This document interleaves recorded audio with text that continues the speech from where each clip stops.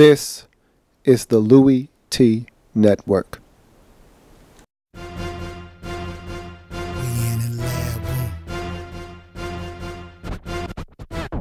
Man, I love some football. Man, I love some football. My favorite week is week 1, cause I'm watching football. First comes the preseason, and I don't take a day off. And then it gets even better when your team makes the playoffs. 32 teams go hard for one thing. They work for one thing. That Super Bowl ring. 32 teams go hard for one thing. They work for one thing. That Super Bowl ring.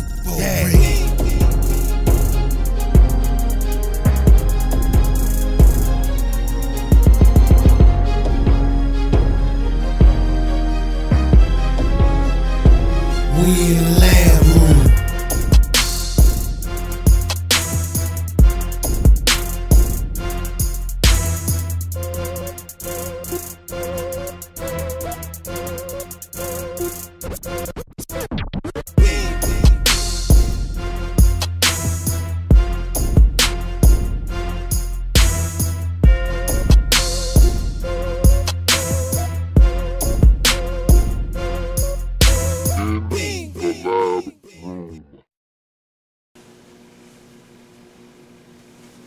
Who else could it be but me, your man, Louie T? Welcome. You are in the lab room. Of course, I'm your host, Lou. Thank you for joining me. Week number 3 in the National Football League. Denver Broncos taking on the Super Bowl defending champion Seattle Seahawks. Super Bowl 48 rematch. Now, a lot of the parts have changed. The narrative remains the same. Which one of these two teams is better? Does offense trump defense, or does defense trump offense? Here we go. Week number 3 in the National Football League. Undefeated Denver Broncos 2-0 taking on the 1-1 Seattle Seahawks. So here we go. First quarter, after a 3-and-out by the Seattle Seahawks, Monte Ball fumbles the football. Fumble forced by Earl Thomas, scooped up by KJ Wright. Seahawks are in business. And they get a little cute on me. They try a little bit of chicanery, all right? They try a little bit of chicanery. They try the throwback pass. And what's up with throwback passes in week number 3 in the National Football League? The Bengals had success with it. So the Seahawks said, hey, why not us? Why not pull that rabbit out of our hat? Except the Denver Broncos weren't going for it. And Russell Wilson took a shot in the process. Doesn't matter, though. They still come away with a field goal on the possession. It's 3-0. Seattle up early in this game. Broncos respond with a drive of their own, but much like the Seahawks, unable to get in the end zone, they have to settle for a field goal of their own. We're knotted up at 3 as we move on to the second quarter. A lot of conservative play calling and back and forth, and I was disappointed early on in this game. I'm not going to lie, because you know, as I told you last week, this was the game of the week here in the lab room. And so this was a huge deal. Game of the week. Of course, it lived up to the hype at the end, but early on, very disappointed. And Denver was doing things like calling a draw on 3rd and 10. It's 3rd and 5, and they're handing off the football. These aren't the Denver Broncos I'm used to seeing, led by Peyton Manning. What about you? Are you used to seeing the Broncos handed off on 3rd and 10? What about 3rd and 5? That's pretty manageable, wouldn't you say? When did the Broncos hand it off in situations like that? They were playing very conservative. They were playing very close and tight to the vest. They didn't want to have any turnovers. Monte Ball already coughed it up one time, and so they were being very, very cautious in this game, erring on the side of cautiousness just to make sure that they'd be able to strike at the end of the game. But there's no end of the game if you don't do your work at the beginning of the game. And so I was scratching my head. I had the Scooby-Doo going on. I didn't know what was going on. I had the Scooby-Doo look going on, and so a little befuddled, a little baffled, but Seahawks, they ended all of that, and it felt like a heavyweight championship fight. It felt like, you know, the first couple of rounds, boxers kind of dancing around the ring, you know, putting a jab out there or two, kind of feeling each other out. That's what this felt like early on. Two heavyweights kind of feeling the other out, trying to see what they were going to do and what they weren't going to do and how far they were going to go to try to get a W. And so The Seahawks finally put all of that to rest, thank God, as Russell Wilson, dangerous Russell Wilson, goes up top to Ricardo Lockett for a 39-yard touchdown. Beautiful throw, even better catch. And now the Hawks are up top 10-3 in this game. The ensuing possession, double 8 Demaryius Thomas is stripped of the football by Earl Thomas. Haven't we heard that already this game before? Anyway, he's stripped of the football by Earl Thomas, but replay overturns that. That could have been a huge play in the game as the Broncos were deep in Seahawks territory at that time, or excuse me, deep in their own territory at that time. So a turnover there could have been costly, could have helped the Seahawks put more points on the scoreboard. Instead, it's overturned by replay, and so the Broncos have to punt the football. And this was a back-breaking possession right before the half as the Seahawks march right down the field and they get a touchdown on a slant to Marshawn Lynch. Beast mode right before the half, and they take the lead 17-3. At this point, you hear what I said, you hear the terminology I used there, back-breaking drive. I thought that touchdown before the half was going to seal the fate of the Denver Broncos in this game. I said 17, you're down 14. This Seattle Seahawks defense is stingy. I haven't seen the Broncos threaten them at all in this game. Aside from the one drive that yielded them a field goal, at this point, I'm feeling like, man, I don't know if I really like the Denver Broncos' chances. And Seattle isn't done scoring. You had to know that they were going to score at least another field goal, if nothing else. Probably another touchdown at some point in the game. And I can see Seattle giving up 21 points in the second half. That defense just doesn't do that in one half of football. Maybe if you start early like the Chargers did and you kind of allow that to manifest itself over 4 quarters, yeah, you can end up with 27 points on the Seahawks. They're not invincible, but if you want to try to cram it all into one half, good luck, man. I pity the fool that thinks they're going to do that to the Seahawks in CenturyLink. So I said, man, this game might be over as we go into the halftime break. 17-3, Seattle on top. Blown call on Denver's second possession of the second half in the third quarter. It's 3rd and 1. Broncos, and you know, Peyton Manning is famous for his hard count. He gets the Seahawks to not only jump off sides. This is borderline encroachment. You know it's a neutral zone infraction if nothing else. Yet, no flag on the play. They actually throw the flag. Somehow they pick it up. Now, one official saw it one way, the other saw it. Look, I don't know what the other official was looking at because clearly his view was blocked or something, because that play definitely was a offsides, neutral zone infraction, encroach. You call it what you want. I don't think he actually touched the player, so it wasn't encroachment, but it was all of the above. And somehow the Seattle Seahawks were able to get away with not having a penalty call. And it was 3rd and 1.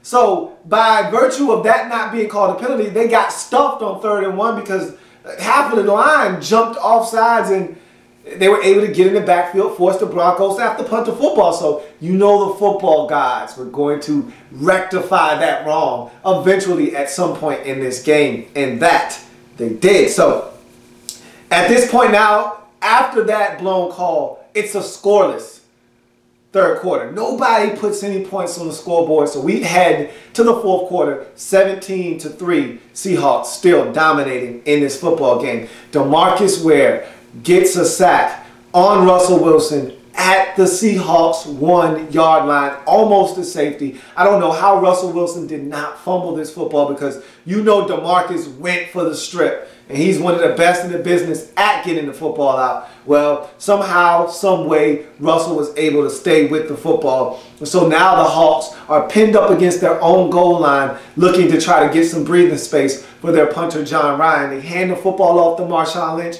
and DeMarcus Ware is sitting there waiting on beast mode, and he comes with a few friends. They get him down in the end zone. Put your hands together.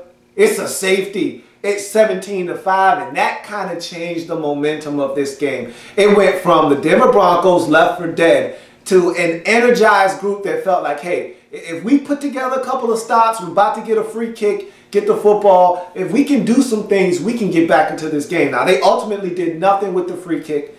In fact, I think John Ryan might have kicked the snot out of the football and kind of pushed them back anyhow. But they end up getting another opportunity. And here's where the football gods somewhat intervened. I don't know if this was...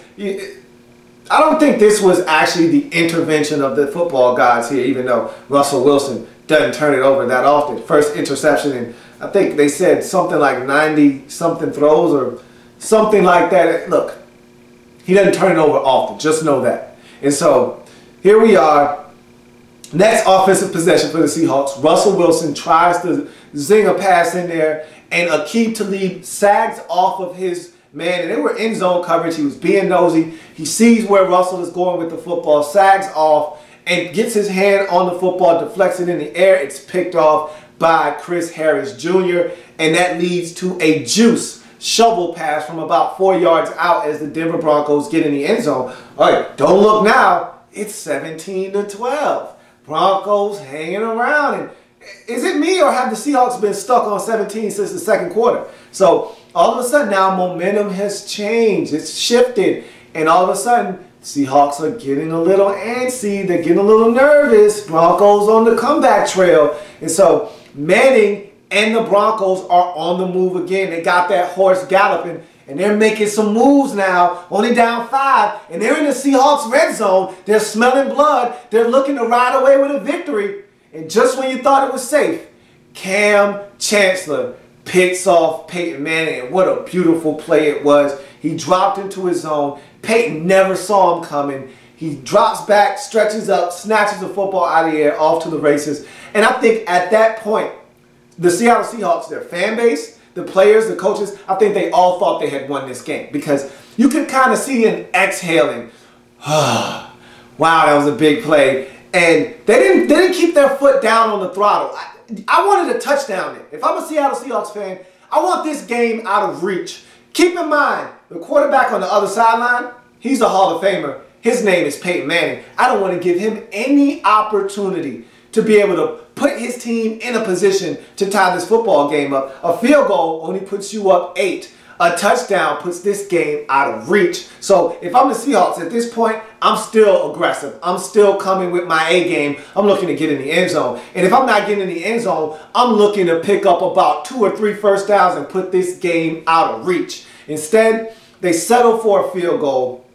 They get a Stephen Hauschka offering, knock it home. It's 20-12. Seahawks up 8. Now again, that's great that you're up 8, but remember, 18's on the other sideline, and so he's going to get one more crack at it. And with 59 seconds left, Peyton Manning goes to work, puts on his surgical gloves, and he goes to work on this Seattle Seahawks defense. And at first, there are a couple of big completions to Demaryius Thomas and Emmanuel Sanders. They both get out of bounds, so you know you want to guard against the big, but then they give up the dagger to Jacob Tannen. 24 yards down the sideline, nobody around, perfect play call as they run guys out of the way, clear it out. It's a clear out route. Up the sideline goes Jacob Tannen, and he gets in the end zone. Just like that. We're a 2-point conversion away from a tie ball game, and the Denver Broncos only needed 41 seconds to do it. And those are the type of situations that you don't want to find yourself in if you're the Seattle Seahawks. You could have easily put this game out of reach, but you didn't. I think you got conservative, and you felt like, hey, no way my defense is giving it up. We go up 8. We got this game in the bag. Hey, that's Peyton Manning on that other sideline. I don't know about you. I'm not comfortable with Peyton Manning with the football at the end of the game. So, hey, everybody's got to learn. It's a shame, though. People don't learn till it's their turn. And it was the Seahawks' turn to get burned. So, now we're down to a 2-point conversion. If the Seahawks can stop them, they win the game. If they can't, hey, we're going to overtime. And Peyton Manning finds double 8 Demaryius Thomas, and he had an up and down day. But when it mattered the most on that last drive, makes a huge catch. When it mattered the most, 2-point conversion, gets both feet down, snags it out of the air. It's good. Throw the arms up. It's 20 apiece. We're going to overtime. Let's flip that coin. Who wins the coin toss? The Seattle Seahawks do. They get the football first, and you had to know that they were going for the kill. They were going for the jugular, because what Peyton Manning just did to them probably scared the bejesus out of the Seahawks. So they say, hey, look, We got to win this game now. We don't want to give them the football. And even worse, if we don't score anything and they're able to just have to get a field goal, we're really in some trouble. So how about we make this nice and simple? Go down the field, get a touchdown, and never even let Peyton Manning and company see the field in overtime. Hey, everybody looked around each other and said, hey, sounds like a good plan to me. Let's do it. So Russell Wilson, dangerous. Russell Wilson. He got on his horse and he started giddy upping. And 4 carries, 22 yards, couple of back-breaking throws, takes his team right down the field, and next thing you know, they're right in scoring range. 6-yard beast mode touchdown to cap it off as the Seattle Seahawks had to win the game for a second time, get it done in overtime, 26-20, to take their record to 2-1 in exhilarating fashion. This turned out to be a whale of a ball game after it started off really, really slow. Hey, it was worth the price of admission and definitely worth the In the Lab Room game of the week. So, Broncos probably lamenting some decisions they made in the game, not being able to come out on top. But hey, they showed a lot in this game. They showed a lot of toughness, the ability to go on the road. The most hostile environment by far in the National Football League. They were able to withstand not only the crowd, but the punches that the Seattle Seahawks delivered. Take them, cushion them, and come back and deliver some blows of their own, hang around, and ultimately force this game into overtime. So Broncos have some things to build upon. If they were to see this Seahawks team again, I'd like to think that the outcome would be a lot different. Don't know if they're going to win. It won't be 43-8. I can assure you of that. So this was a huge psychological game for the Denver Broncos. Now, you don't win. There are no moral victories in this league, but you'll take a game like that where you were down big, you had to battle back, you had to scratch and claw, and you found your way into overtime. That's something to take away from this game if you're the Denver Broncos, even though you take an L and fall to 2-1 on the season. Seahawks go to 2-1 on the season. Big win for Seattle coming off of their first loss of the season. They wanted to rebound. That was a huge win against arguably the best team in the AFC. Big one for the Seahawks. Nice feather under your cap. So that's going to do it for the breakdown of Seahawks Broncos. I thank you for joining me here in the lab room on the game of the week. I've got plenty more games to break down. So remember, if it happens in the National Football League, whether big or small, we cover it all here in the lab room. Come back and join me. More games in week number 3 of the National Football League to break down. I will see you in a bit.